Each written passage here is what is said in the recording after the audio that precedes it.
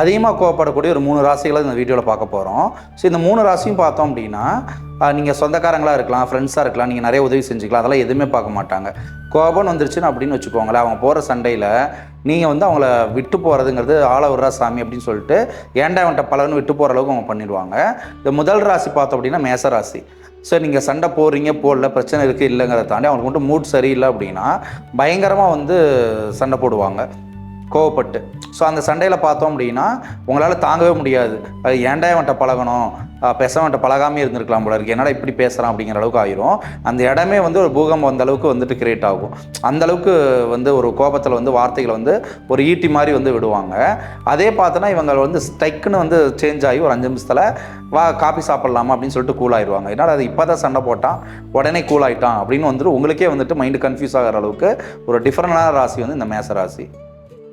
ரெண்டாவது கோவப்படுற ராசி யார் வந்தால் விருச்சிக ராசி. இவங்க வந்து ஒரு சைலண்ட் வேல்கனோ மாதிரி, ஒரு அமைதியாக இருந்து டக்குன்னு வெடிக்கூடிய எரிமலை மாதிரி ரொம்ப சைலண்டாக இருப்பாங்க. சண்டையெல்லாம் வந்துட்டு அவ்வளோ வந்து பேசாமல் அமைதியாக வந்து சிரிச்சுக்கிட்டே போனாலும் கூட ரொம்ப ஆழமாக மைண்டில் வந்து பதிவு வச்சுக்குவாங்க. எப்படியே நீ அன்றைக்கி நீங்கள் பண்ணல, உன்னை விட மாட்டேன் அப்படின்னு சொல்லிட்டு பழிவாங்கக்கூடிய ராசி. இவங்ககிட்டலாம் நீங்கள் வச்சுக்கிட்டீங்க அப்படின்னா உங்களோட தூக்கமே இல்லாமல் பண்ணிடுவாங்க.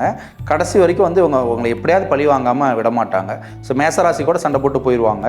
பட் இவங்க உள்ளுக்குள்ளேயே வச்சுக்கிட்டு என்னைக்காவது ஒரு நாள் வந்துட்டு உங்களுக்கு திருப்பி வந்து நீங்கள் செஞ்சதை வந்து உங்களுக்கு திருப்பி கொடுக்காம இவங்க விடவே மாட்டாங்க.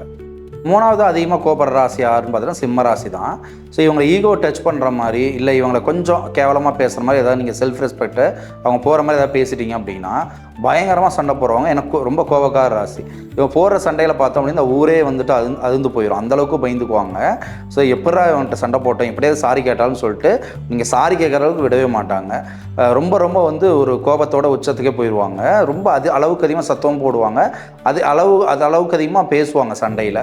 ஸோ ஆனால் இவங்களை வந்து ஒரு கூல் டவுன் பண்ணுற ஒரு ட்ரிக் என்ன அப்படின்னா, சாரி நான் தெரியாமல் பண்ணிட்டேன் அப்படிங்கிற ஒரு தப்பை மட்டும் உணர்ந்துட்டீங்க அப்படின்னா ஓகே அப்படின்னு சொல்லிட்டு அவங்க ஈஸியாக கூலும் வந்து ஆகக்கூடிய ராசிகள்.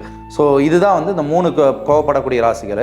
இந்த ராசியில் யாராவது உங்கள் ஃப்ரெண்ட்ஸ் இருந்தாங்க, நீங்கள் ஏதாவது ஒரு சுச்சுவேஷன் ஃபேஸ் பண்ணிங்க அப்படின்னா அதை கமெண்டில் சொல்லுங்கள். இல்லை இந்த ராசியில் நீங்கள் அந்த ராசியில் ஏதாவது ஒன்றா இருந்தாலும் உங்களோட அனுபவத்தை வந்து இந்த கமெண்ட் பாக்ஸில் சொல்லுங்கள்.